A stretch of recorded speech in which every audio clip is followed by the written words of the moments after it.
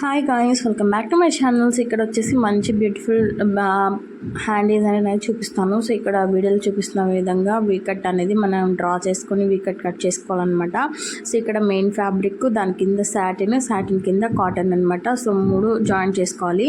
So satin cloth అయితే first మనం 1 side fold చేసి స్టిచ్ చేసుకొని, ఇది కట్ వర్క్ మనం స్టిచ్ చేయలేదు కాబట్టి కుట్టలేము కాబట్టి సో కట్ వర్క్ లాగా దీన్ని ఇట్లా మనము వీడియోలో చూపిస్తున్న విధంగా ఆ సాటిన్ క్లాత్ని పైన పెట్టేసి ఇట్లా స్టిచ్ అనేది వేసేసుకోవాలన్నమాట. వీడియోలో చూపిస్తున్న విధంగా చూడండి. ఆ తర్వాత మొత్తం సైడ్స్ మొత్తం satin cloth main cloth join చేసుకోవాలి.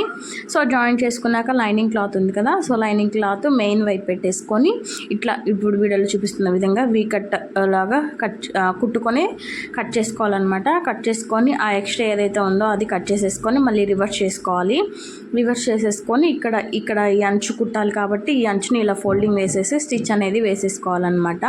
సో చూడండి, ఆ ఫోల్డింగ్ అయిపోయిన తర్వాత ఇక్కడ వీకట్ దగ్గర కూడా మనం పైన స్టిచ్ అనేది వేసుకోవాలన్నమాట. సో మీకు వీడియోలో చూపిస్తున్న విధంగా అయితే డిజైన్ అయితే వస్తుంది అనమాట.